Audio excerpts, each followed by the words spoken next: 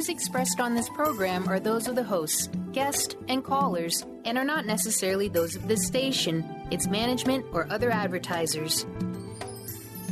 You're listening to Transformation Talk Radio.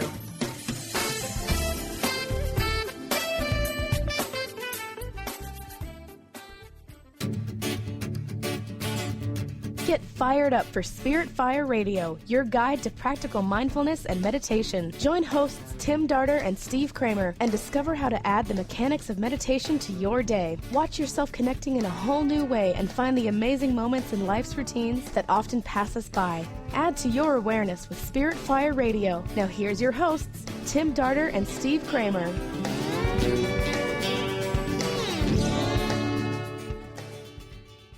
Hello, welcome to Spirit Fire Radio. We are so glad to have you with us today. I'm Steve Kramer. And I'm Tim Darter, and today's show is on negotiating mindfulness.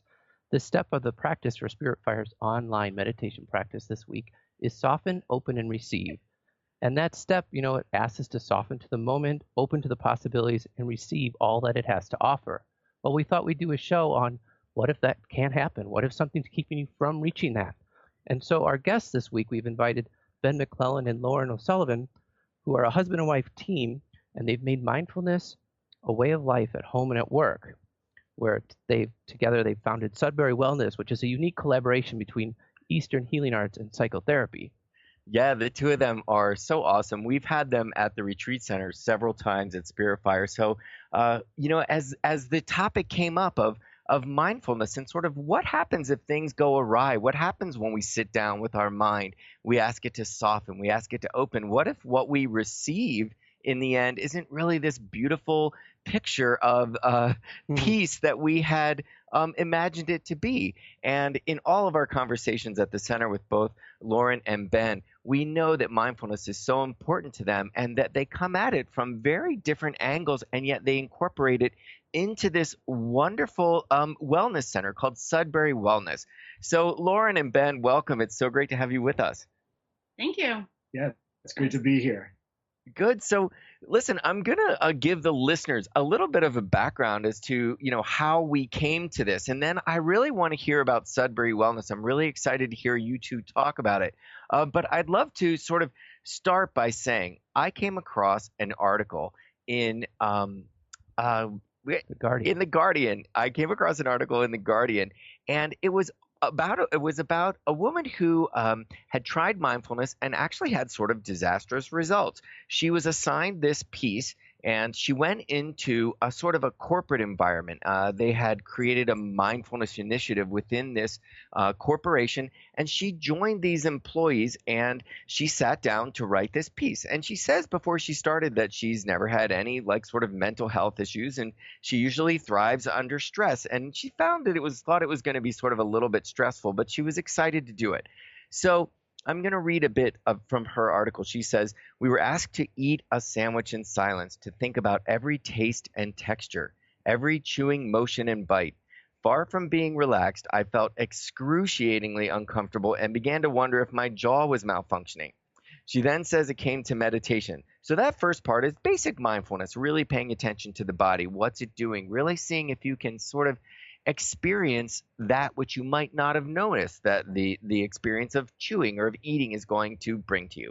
So then it came to meditation, and she says that they were asked to close their eyes and think about their bodies in the chair and think about the floor, the room, and how each limb touches the chair and their backs and their legs on the seat. So she says all of a sudden she can't breathe. No matter how fast or slow or deep or shallow her breaths are, it feels as though her lungs are sealed. Her instincts tell her to run. She can't move her arms and legs. She feels this panic coming. She worries she might pass out. Her mind is racing. So I read this and I thought, I would imagine a lot of listeners new to meditation or new to mindfulness might have had that same experience. And then she goes in the article on to talk about another person who, as part of an industry, same thing. They are in a highly competitive industry, and they give their staff a 3-day mindfulness course as part of this corporate training program. And this woman has an awful time. She goes into this training program, and a childhood trauma resurfaces, and it leads her to a complete depressive breakdown. And she basically doesn't work full time anymore. She goes to part time. Her doctors tell her to avoid relaxation methods. She says, quote, recovery involves being completely grounded, so yoga is out. So we're going to get to that part later. But I see that this article is we're not here to sort of contradict these stories or be in defense of mindfulness. In fact, I found these stories really inspiring and really truthful. And I found that they told us a lot about our coping mechanisms and sometimes that really long journey to return to ourselves and our natural state. I find that people often are thriving under stress. Both of them said they were in highly competitive jobs, that the woman writing the article said she thrives under stress. And I think it tells us a lot about the culture we live in. And so it made me think of Ben and Lauren. I wanted to bring them on and talk to them a bit about their jobs, about Sudbury Wellness. I'm sure people have come in with these same issues, wanting to slow down a little bit, wanting to kind of feel into what is mindfulness. How can I bring myself to a clearer, cleaner version of myself? So Lauren and Ben, Sudbury Wellness, the two of you came together from relatively different backgrounds, but you're sort of in the same boat. You are both helping people, I would say, return to themselves. Yeah? Yeah, I think that's an accurate way to say it. Wonderful. So I'd love to hear from either of you or both of you a little bit more about Sudbury Wellness, and then we can take it from there. Well, Sudbury Wellness was born out of a desire for two things to happen. For Lauren to start her private practice in a nice office, and for me to start teaching some yoga classes a little bit closer to home. So I had owned a studio about a half hour from where we live for over 6 years, and just looking at setting up something a little bit closer to home, and also doing something in collaboration with Lauren, which we hadn't done up to that point, which was about a year ago. So as we talked about it more, we just felt like this area where we're living, needed something like that really merged the movement and meditation that I could bring to the table, and then the talk therapy and self-reflection work that Lauren brings. And I don't in any way want to sound sort of like simplistic, but I know when I took yoga classes, there would be just emotions that would come up, sometimes tears, and I found it sometimes to be a release on many different levels. It wasn't just coming back to my body. It was really like coming into my fullness, which was really my mind, my emotions. It was all that stuff. And on the other hand, I know there have been times when I've been in some sort of therapeutic session that was a lot of talking, a lot of counseling, a lot of back and forth. Sometimes you get so lost in your mind that you just think, my God, I need to go for a walk. And I can see how needing to move, needing to embody would be really important. So as I think of you two, this husband and wife team, one coming from yoga that can send somebody over to the psychotherapist's office, and one being in psychotherapy saying, go take some yoga, that just sounds brilliant to me. I mean, is that simple, but also quite true? Yeah, I think so. I know that for my clients in particular, I had always, wanted to incorporate more physical movement into their treatment. It's certainly a way that helps them kind of connect to their whole self. And so, sometimes it's a struggle geographically to find that. So I think part of it was that desire too, to kind of have the opportunity to use both of our skills for all of our clients. And to have that crossover for people, I think it just made it easier to access help when you need it, or to learn different skills when you need to learn them. And I think both of our modalities give people a different, even just a different physical space to do that. One, in one space you're physically moving, in another space you're not. When they're with me and talking, we're not physically moving a lot of the time. So I think that combination was very helpful and something that we had desired to have for both of our clients. And so, is it that there are client crossovers where you're both working with the same clients, or is it just that under one roof all of this is made available? Both happen. So some of our clients overlap and some of our clients see us just individually. Wonderful. I mean, so it really is this holistic approach to wellness in every single way. I mean, you're incorporating body, mind, spirit, emotions, all of it under one roof, which is just beautiful. And it certainly is the way of the future. We would hope, right? Yes. So I'd love to get back to this article. This article talked about this woman who really just had this breakdown and was talking about another woman who so many childhood traumas came up. She really had to stop working. I mean, this was really not going on a mindfulness retreat for 3 days. Turned out to be a disaster. Now, of course, Tim and I, we're privy to all kinds of retreats. We've met you through the retreat center and the beautiful retreats that you lead. And what's interesting is that, luckily, we don't see too many breakdowns. But, in a sense, mindfulness was this tree that brought these downhill skiers to rest. It was like not pretty. So we would certainly hope that when one goes to slow down their lives a little bit, or in thinking of mindfulness as being self-observation, when they make a choice to observe themselves either through counseling or in any way, that they find a gentler, easier way about this that doesn't quite look so harsh. So I'm wondering, during classes, during the retreats, have you guys ever seen this come up? I mean, have you ever seen this sort of stop, drop, and drama?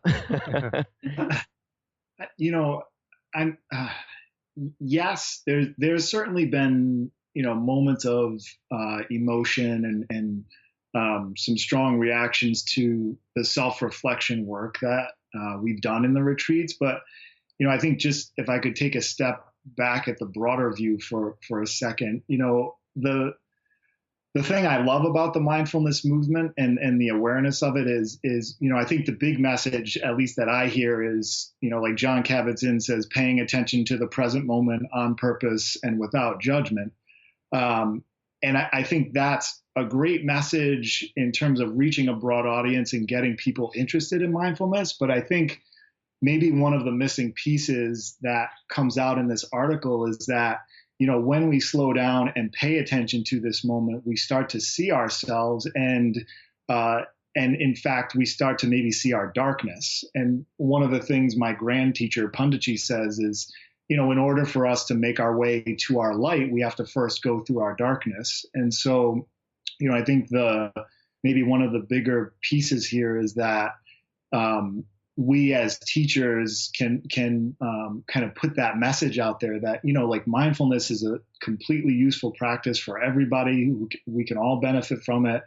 And this is also possible. You may experience your darkness when you slow down. So that was a little bit more than maybe you'd asked for, but.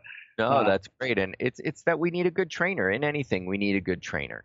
So listen, we're already at our first break. We're going to go to a break and continue this conversation when we get back.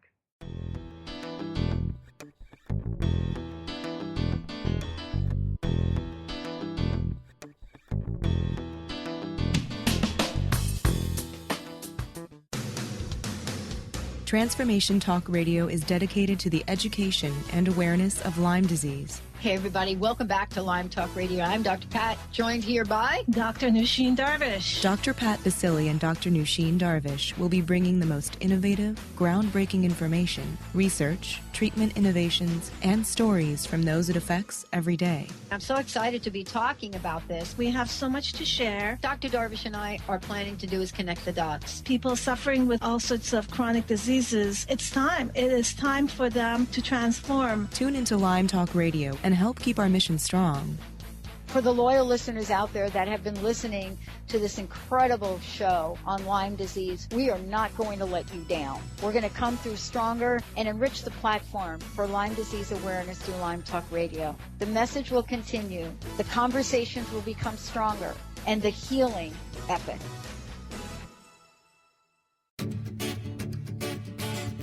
Hi, I'm Tim Darter. And I'm Steve Kramer. Join us on Spirit Fire Radio. Discover how to add the mechanics of meditation to your day.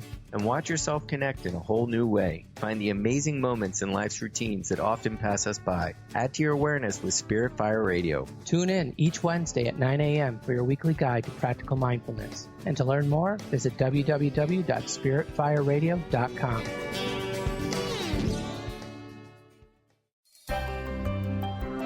Shine On Radio. Find Your Shine with Kelly is the show that celebrates what makes you, you. Join co-hosts Kelly Wadler and Dr. Pat Basili as they break down how to brilliantly fuel and move your body and love what makes you shine. Kelly is a professional arts and wellness coach dedicated to helping brilliant women find their confidence, energy, self-love, and shine.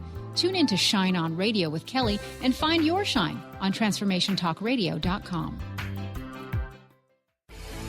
Get into it for 2016.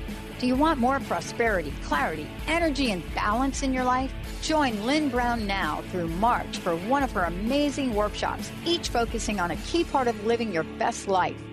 For more information and to register for one of these amazing workshops, visit lynnbrownevent.com. That's lynnbrownevent.com. And get into it this 2016 with Lynn Brown. Tune in to The Jen Royster Show, intuitive guidance to inspire your life, each Thursday at 8 a.m. Pacific and 11 a.m. Eastern on TransformationTalkRadio.com. This amazing show is an inspirational hour that will take you on an epic metaphysical journey to discover the spiritual approach to life's greatest challenges. Dr. Jen is an internationally known intuitive counselor, spiritual teacher, and energy healer. Call in for intuitive readings and visit JenRoyster.com for more information.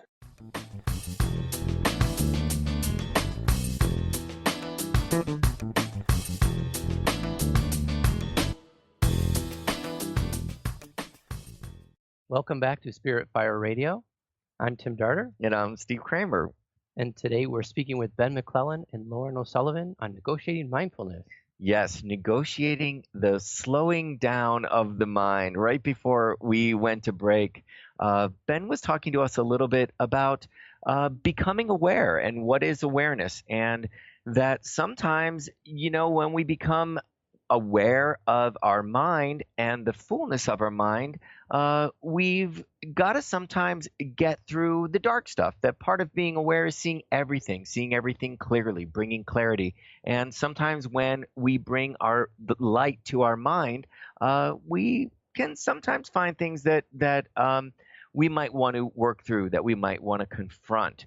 So now, Ben and Lauren, in case you just joined us, they have a practice called Sudbury Wellness. And together, they work with clients to bring them to a state of wellness, to a state of, I would say, mindful embodiment, to being somewhat closer to themselves. Lauren, I'd love to hear a little bit from you, your practice and your training. So, you've talked quite a bit between when we've had conversations about the emotional aspect. And I would imagine in psychotherapy that emotions come to the surface quite a bit, and that we've got to work our way through them. And I'd love to hear from you what part you see that playing, the relationship between the emotional body and the mental body, and ways we can move through that, some advice and ways that we can bring that to light. Sure. So I think that whenever someone comes to therapy or comes to a therapeutic relationship, there's usually the reason or what's driving them to do it is because there's something uncomfortable about their current experience, usually because they're experiencing a feeling or an emotion that is uncomfortable for them, and they want to work it out, or they need to work it out. So I think I would echo a lot of what Ben said. Oftentimes when you come to that place, it's going to be uncomfortable. It may already be uncomfortable. And if there's a lot there, or you haven't had the opportunity, or no one's ever taught you how to express yourself in words, it's going to be a struggle. And so there will be secondary emotions for that. So if you come into therapy feeling like you want to manage your anger in a more productive way or in a less harmful way, Underlying that might be anxiety, right? So then we have to start to deal with your anxiety around dealing with your anger. So I think that, I don't know that there can really be a separation between your mind and your emotion. I feel like it's probably all the same thing. But when we can slow down and think about it, or feel it, sometimes that just the feeling of it can be a challenge. So I think, our work is around how do you allow people to have a full experience that they feel like is helpful for them, or feel maybe relieving for them. But at the same time, understanding and helping them to also understand that it's not going to be, always an easy path, that there are going to be difficult parts to get through, which I think is what Ben was saying too about his work. Indeed. And I like the idea of slowing down, that I find that's such an aspect of just getting to know ourselves. I find that our culture is so fast paced, and what came across in that article from all of the people who were sort of trying to come to terms with what that would look like to observe themselves or to be with themselves was that they were panicked and that they felt this fear and they felt dread. We're often talking about the esoteric anatomy on this show, and we're talking about the chakras and the different centers. And what I found was that a lot of people were in the root center, were in their basic center, which is survival mode. That's adrenaline. So it seemed like a lot of their emotions of panic and dread were sort of really centered around that need to survive and that adrenaline. And I find our culture does that to us quite a bit. We really are always pushing ourselves. We're always sort of in that go, go, go and overstimulated sort of mode. And I can imagine that the two of you find that quite a bit in people coming to you. Is that the case, do you think? I mean, if we're looking at chakras, I would say, the first, but I even think the first three, if we're talking, the first being fear related, the second being attachment, and the third being ego, I think, and there's obviously more to the chakras, but in that kind of more general sense, like those are the big pieces to me that keep people from experiencing either their best self or the most fulfilled life they can experience. And so, I often see, I would say more fear and attachment. I think those who have yet to come to terms with some of their unhealthy ego wouldn't even show up to a class because they don't feel they have to work on anything, I'm curious about attachment. Can you say a few words about that? Yeah, well, I think if someone's coming to Lauren or myself, or anything that would involve working on themselves, there has to be a willingness to let go of their current experience.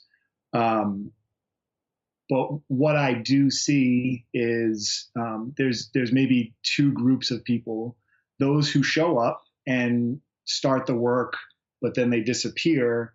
And then the other group would be the people that continue and persist and, are really ready to let go. So I think if we're looking at attachment in those terms, it's that willingness to let go of the experience, which for all of us can be scary, right? What we know is oftentimes less painful or more comfortable than what we don't know, even if our experience is rather painful. Right. Even if what you're saying is even if what we know not to be good for ourselves, we know it well and we can experience it every day. And the very fact that it's familiar to us keeps us going through it as opposed to making a change. Yeah, right. Sure. And then, the ego comes in, the solar plexus. I mean, this sense of empowerment and this me-ness, what what am I going to get out of this? And we've talked about that quite a bit in terms of yoga. We had a wonderful conversation a couple weeks ago about the transition from the gym mentality and this sort of idea of getting in shape and being really physically fit and looking better naked, to going into the yoga class and realizing, I'm actually stretching my muscles out, and it seems a little counterintuitive to building up big muscles. And another part of it being I'm in a group. All of a sudden there's a group setting, and I'm getting a part of it not being only about me and the mirror, but being a part of group movement and understanding motion in group and taking direction as group and actually sinking into a group vibration. So I feel that move, as we've seen so much even at the retreat center, that move from sort of a more me-centered idea of reality to group lends itself well to yoga. And from there, we see people moving from yoga as just for fitness to yoga as a lifestyle, which brings in the spiritual side of things. So are you noticing that I know, Ben, you made a sort of a similar transition. And I know for you, moving through yoga has become really quite the spiritual experience.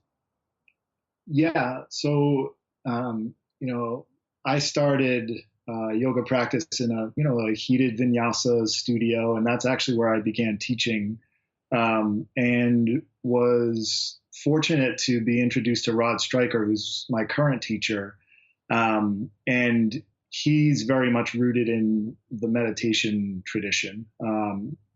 And it kind of blew the doors off my practice, because up until meeting him, I didn't know that there was any other yoga other than, hot, fast, workout type of approach. And as I spent time with him, I almost couldn't take being in a hot room moving quickly anymore. It was like I couldn't bear it, because I had this, this other experience. So yeah, that was a major transitional point for me, and in which in that time is when I really added daily meditation to my life, and began to see the profound benefits of it. And was that by request that to add meditation to the practice? It was by experiencing enough pain to that point in my life that I knew I had to do something different. I see. And the meditation practice brought, just in a few words.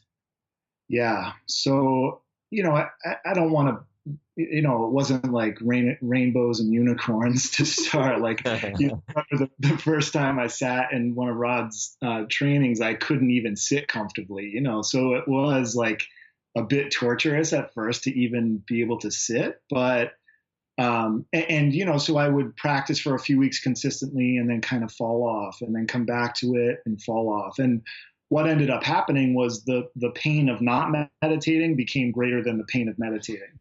And then, just slowly began to see like relationships shift and, just me grow as a person and, step out of some of the limiting beliefs I had. So, there were many aspects, of my life that I saw touched by meditation. Beautiful. Indeed. I love hearing that it was sort of more painful for you to not meditate than to meditate. It's sort of like as soon as we face as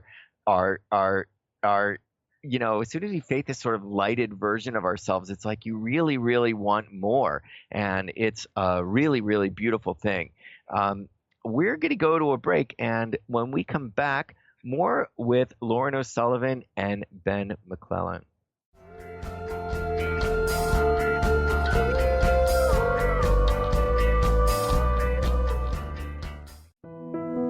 What if we really didn't have to die to go to heaven? Are you curious about the afterlife or rebirth? The highly anticipated new book from author Dr. Susan Allison, You Don't Have to Die to Go to Heaven, is available now. Find out how to find guidance and healing in the spirit realms.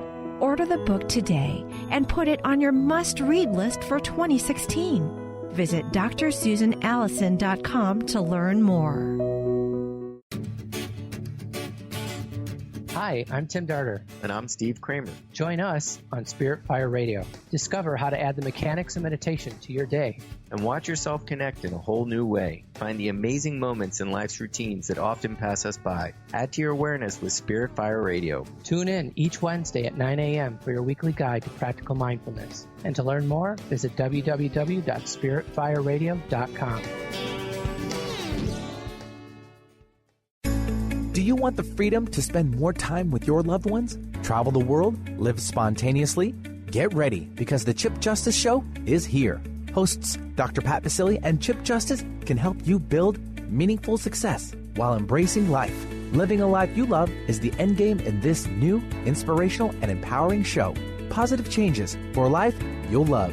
Tune in every month on TransformationTalkRadio.com and visit PositiveChangeInstitute.co for more information.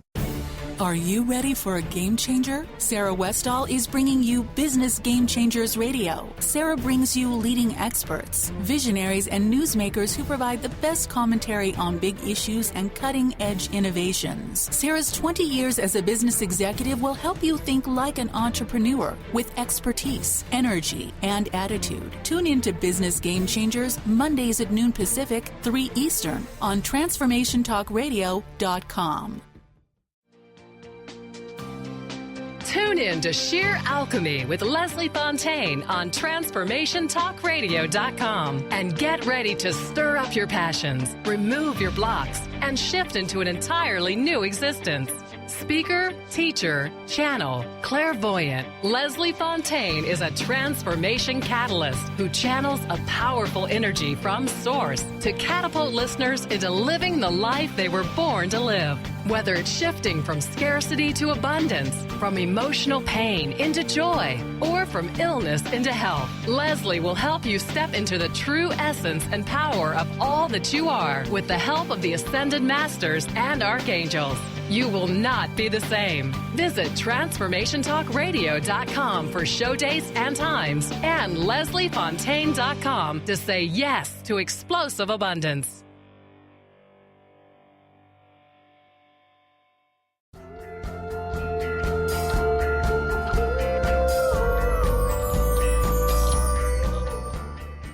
Welcome back to Spirit Fire Radio. On the show today, we are talking about negotiating mindfulness. The step of the practice with Spirit Fire's meditation practice is soften, open, and receive. So we're talking about softening to the moment and opening up to all it has to offer, and kind of what happens if you open up to the moment and it's not as pretty as you anticipated. What if the mind is showing you things that you might not have wanted to confront? What if your emotions are a little bit awry? What then? How do you stick it out? What might one do? So we are joined today by Ben McClellan and Lauren O'Sullivan, and they run Sudbury Wellness. It's a very interesting combination of yoga, psychotherapy, Eastern spirituality. They incorporate a lot of different modalities to offer their clients a really full picture of wellness and an opportunity to take a look at themselves in a variety of ways. Lauren, I'd love to have a chat with you for a little bit on this segment about your practice. We've talked about kids all the time. I know you work with teens, and we talk about kids and meditation and what they have to offer to us all, what they have to teach us all. And, I find that kids can just drop in. Anytime I've led a meditation and I've got teenagers in the room, they just get so bored with this process of returning to the body, of finding themselves. They're right there. They can just drop into meditation. And so I'm wondering, in your client base, how does, I know that mindfulness is something you teach your clients. Do you find that the kids or the teens that you are working with different therapies to sort of return to themselves or observe themselves, is it a quicker process for them in the same way that perhaps I've found? Now, this is them sort of sitting down for meditation. It's not the same as sort of psychotherapy, but I know you use the same tools. I'm wondering if it comes to them in the same way, quicker. I think so. And compared to adults, yes. I think the younger the child, the easier it is for them to quickly drop into it. Like you said, it's kind of their natural state until, life happens and then it's not. But yeah, the younger the kids, the easier, in my experience, it has been for them to either drop into a mindful state or to even just kind of access that place within them. I think teenagers usually can get there quicker than most adults, I guess. But a lot of my experience has been with teens who have been in very traumatic situations. So very similar to the article, oftentimes, if you are asking someone who has a trauma history or is still, dealing with PTSD symptoms, you certainly want to make sure you're going slow and you're kind of assessing the process as it happens. But I think that they, because it's an experience that they've had in the recent present in their life, I certainly think that they have a way of connecting to it that probably takes a lot of practice for adults to get to the same place as quickly as they do. So I think one of the very rewarding parts of my work has been, if you can help a teenager, really anybody, kind of connect back to that place within them where they have felt, this very strong inner connection to a place that's peaceful. If that's something that someone can take with them for the rest of their life, that's a very powerful thing to remind them of. And when you say return to a place that's peaceful, do you mean in a sense of guiding them to that? I'm wondering if in a sense, sort of coming back to their senses and coming back to that place of peace, is that sort of negotiating the trauma and replacing that with something that they can replace in a place that they can go to that feels more pleasant? Is that the process you're talking about? I don't know that I would say replacing. I think the big picture is that you want to help people experience all of their feelings. And some of those feelings are going to be difficult to experience. And that's just the general understanding that you have to work to. When I talk about kind of finding that peaceful place kind of like deep within you, that's the place I want people or my, teenagers to be able to connect to when the difficult feelings come to them. So when they're anxious or when they're angry or, life is difficult, if they can take a moment or if they can take 5 minutes to connect to a place that reminds them and brings them to a peaceful state, that's like a break from feeling anxious or a break from feeling really angry. So it's kind of this, this kind of like when you do visualization and you can kind of take yourself out of your present place and, bring yourself to a really calm place or a really peaceful place. It's kind of reminding them that is within them. They don't have to search for it in other people or substances or experiences. That's something that they have within them that they've always had, and then they can always access if they want to. So I think that's kind of what I'm talking about. Beautiful, beautiful. Yes. It just brings to mind sort of, we use nature within the practice of living awareness, and that connection to realizing that the world around you can be used as inspiration. It can be used for fodder, and to see the similarities between our experience and what's going on our insides, and also what's going on outside in the world, that nature's got a way of transitioning, that it flows gently, that our breath flows, that we are connected to things that are sort of bigger than ourselves. Is that sort of type of meditation a part of the process, or is it really, I'm just curious, is that brought into the practice? Like a visualization sort of thing? Yeah, I mean, I often use nature as to use it for cues. A lot of kids have, most of their life experience in the outdoors. I mean, the more the better, in my opinion. So in my life, my first real experience of being mindful or being truly present in a moment was in nature. And then I was reminded of it when I started doing yoga when I was in college. So it's certainly part of my core and something that I find a lot of value in. I think it's, for kids in particular, in my experience, being connected to nature, having a way to connect to nature is very grounding, very calming. It's something that is consistent for the most part. I mean, pretty much no matter where you are, you can look outside and find a tree. So, if you can help someone kind of recognize that, that's there for you, all you have to do is kind of search for it or look for it and it'll be there. That's a very tangible kind of concrete image, very easy for kids or even adults to bring up in their mind. So I love it. I use it all the time. I don't know if Ben would say anything different.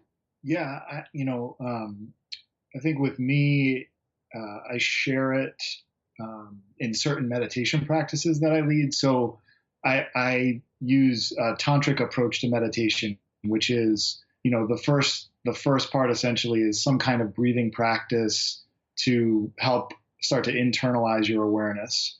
And then from there, there's a stage called Kriya, which is where you're actively moving the mind in some way.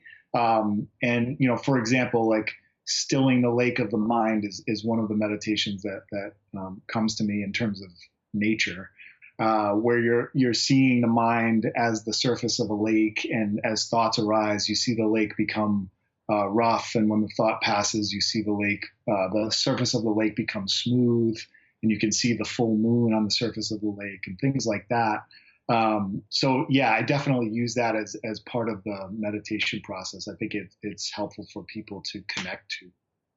Definitely. And I can imagine with teenagers too, their senses are so engaged. Life is sort of so present, I find, with them that that visualization and that sort of embodying and becoming the energy of that visualization becomes really fun for them. It becomes, I find, like an adventure. They sort of see it as an adventure.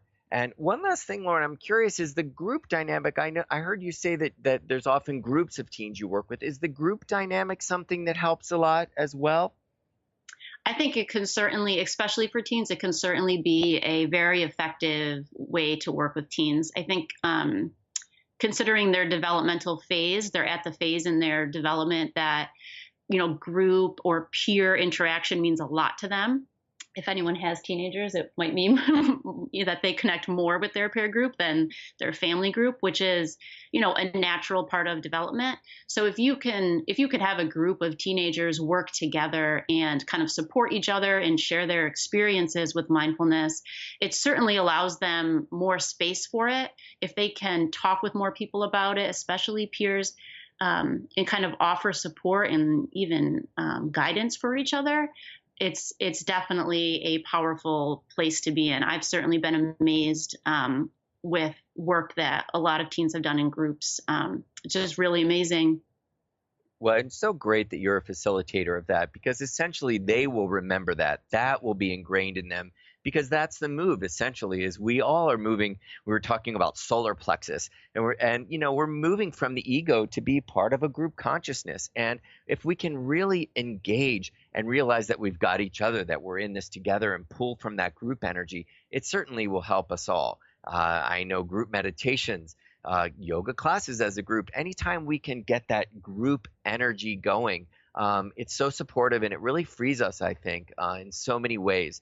So when we get back from the break, I want to hear about the McClellan-O'Sullivan group. Now, you work together, you live together, and you've got kids. I'm dying to hear how mindfulness is a part of your parenting, how, it's in your work, it's in your home. When we come back, a little bit more about family. Are you up for that? Sure. Yes. Okay, we'll be right back.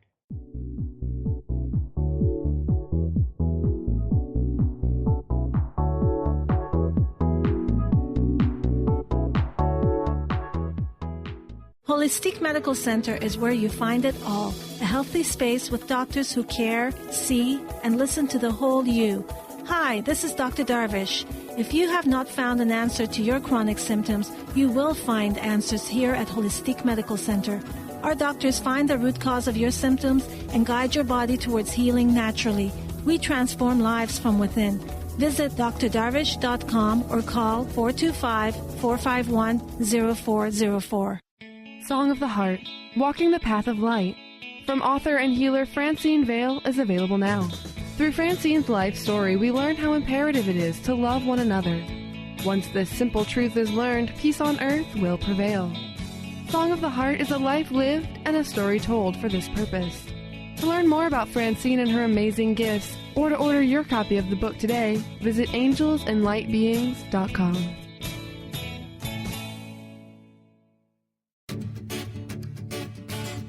Hi, I'm Tim Darter. And I'm Steve Kramer. Join us on Spirit Fire Radio. Discover how to add the mechanics of meditation to your day. And watch yourself connect in a whole new way. Find the amazing moments in life's routines that often pass us by. Add to your awareness with Spirit Fire Radio. Tune in each Wednesday at 9 a.m. for your weekly guide to practical mindfulness. And to learn more, visit www.spiritfireradio.com.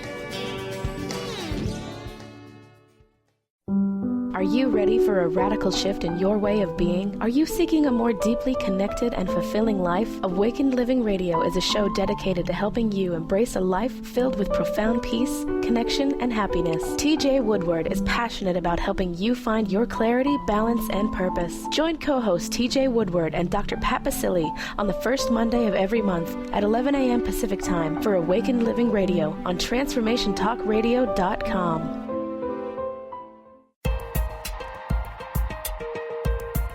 Enlightening, humorous, and compassionate. Listen live to The Kelly Ballard Show, insight and inspiration from the great beyond. Kelly is a fourth-generation medium and intuitive who covers topics ranging from grief, spirit guides, and listening to your intuition. Kelly can help you get answers and guidance from the other side with a little bit of humor and a lot of healing. Tune in to The Kelly Ballard Show, Thursdays at 1 p.m. Pacific Time here on TransformationTalkRadio.com. Hi everyone, this is Dr. Pat. The ancient Inca root vegetable maca is world-renowned for its wide array of health benefits.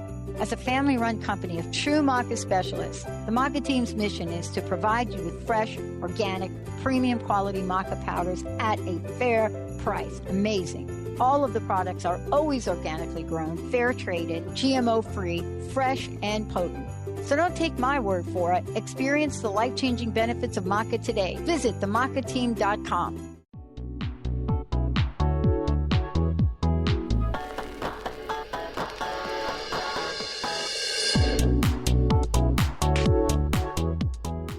Welcome back to Spirit Fire Radio. We are having a great conversation with Ben McClellan and Lauren O'Sullivan. We've just been talking about mindfulness. How do we incorporate it into our lives, and how do we negotiate it? That sometimes, there's a process. Slowing down can be a process. We need to take it pretty slow. The two of them work together. They have founded Sudbury Wellness. It's a combination of yoga studio, psychotherapy, counseling. They're doing it all, and they work together and they live together. And I know Tim and I do that all the time, and we know that we have got to practice what we preach. We've got to walk the walk and talk the talk. And so I'm wondering how you two do that. Now, you spend your day being mindful. Does it enter into the home and under the roofs? And you're raising two beautiful kids. I know that. So I'd love to hear a little bit about that transition from work into home. Do you find you're mindful, or does it just all fall to pieces? I think it depends on the time of day. No, I think, the place that we're both at right now in our professional lives, I think, mindfulness is not just something we do for a couple hours a day. It's kind of like who we are at this point. So I think certainly for our kids that enters into our household, we talk to them about mindfulness. They know the words, we give them, vocabulary for it. They know what meditation is. They attempt to meditate at times. Ben can do a lot of very cool breathing exercises that involves moving his belly. So the kids love that. Do they get to lay on top of you while you're doing, baby belly breath? Yeah. And there's other, I think, parts that they love. Like they love to hear Ben sing mantras, and they love to, sing those things with us. And they like to do yoga in the morning and say namaste. So, there's a lot of stuff like that they love to do. Like we were talking about before, I think that kids can be it can be easy for them to fall into a mindful place or even just stay in a mindful place. So they certainly encourage us to be mindful throughout our day with them, especially when we're with them. I think Ben and I have a desire to be very mindful with them. Like we want to promote that in their life. We know what it's done for our own lives. And I think they're getting it. They're very young. Our kids are only 3 and 1. But I'll tell you a quick story. The other day, I'm home with the kids all day and I was not being so present. And our 3-year-old reminded me, he said to me, Mommy, you're getting a little upset with Silas, who's our 1-year-old. And, you should be more patient with him. He's only a baby. Wow. So, it's moments like that I'm like, oh, okay. And here we go. You hear a 3-year-old saying a word like patience and you go, all right, maybe they're picking up a little too much. And, that's what's so beautiful, is really they teach us quite a bit. It's wonderful to have children around because they are so present. I mean, I would imagine it's not about even as much about teaching them mindfulness except as opposed to what they can teach you about presence. Do you find that? Oh, yeah, I would certainly agree with that. Yeah. Yeah, for sure. Yeah, kids are just great to have around in every regard.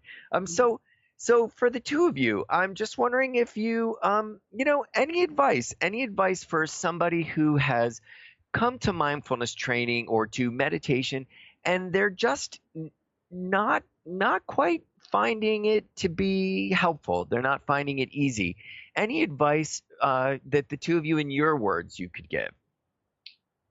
Well, I think for me, what's really been essential is having at least one core teacher, I'll call it, in my life. And I have many mentors, but really one spiritual teacher. And if you're seeking a spiritual teacher, I would also encourage people to really take your time in making that decision, because a lot of people may call themselves spiritual teachers, but I think it's essential that you see that person really embodying the teachings in an authentic and grounded way. So that would be my advice. A teacher can really what they are is an external representation of what these internal practices are. And so it's not that we want to put teachers up on a pedestal, but they can really give us, hope and a living example of what consistent practice can bring us to. Yes. And a process of learning about ourselves. I find if you're learning as much about yourself as you're learning about your teacher, then you're kind of on to something there. There's something quite nice about that. And Lauren. Yeah, I mean, I would kind of echo the same thing. I think if you're kind of on a path and you figure or you feel like, things are either uncomfortable for you or you just want things to be different for you, just kind of being respectful of the fact that you've lived life a certain way, and there may be very good reasons why you've had to do things a certain way. You might be at a point in your life now where you want things to be different, and that's great and that's wonderful to grow. But at the same time, there is or was value in the defenses that we have developed. And so if you're ready to kind of work through those things, I think it's important to find someone that you feel like you can really connect with, that you can be honest with, that can support you and also challenge you at the same time. But that can be mindful of how difficult it can be at times to go through something like this, and to just be compassionate with yourself and go slow. Like, don't expect, things to be completely different one day just because you decided it should be. These things take time. It's a process. It might take your whole life. It's not, it's not a light switch. It's part of your journey. So I would just remind yourself to look at it that way. Absolutely. And just creating an environment that's supportive. And if that's putting the right people around you that are spiritual guides, or even just someone to talk to, or as you say, Lauren, a group that you can sit with and they understand you. They kind of get you. You can share. You feel open and you feel safe in their environment. So, I would say right now, let's just tell them sudburywellness.com. Should that be you? Have a look. The website is really beautiful, Ben and Lauren's website, sudburywellness.com.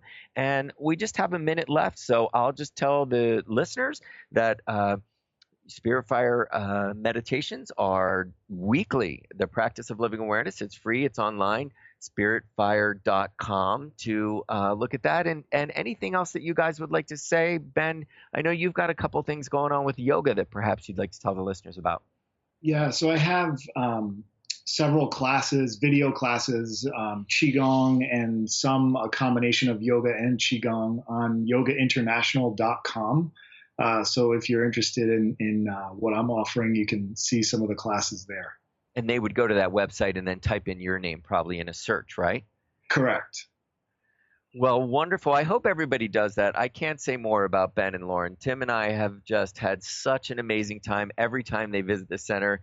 And we're so happy you could join us today. Thank you. It's just great to get to know you a little bit more in this wonderful practice that you've created. I'd love to hear, holism. It's so wonderful. We seem to be moving in the right direction. So I thank you for all that you do. And Tim and I totally thank you for being on the show. Yes, thank you. Yeah, thank you guys. This is great. Appreciate it. All right. We hope to see you next week on Spirit Fire Radio. Thank you for listening to Spirit Fire Radio. Tune in each Wednesday at 9 a.m. Pacific Time, 12 noon Eastern, for your weekly guide to meditation and living with awareness. Join hosts Tim Darter and Steve Kramer and discover the ways that consciousness is being cultivated in everyday life. Connect to your day in a whole new way and find the amazing moments in life's routines that often pass us by. Add to your awareness with Spirit Fire Radio. To learn more about Spirit Fire, visit spiritfireradio.com.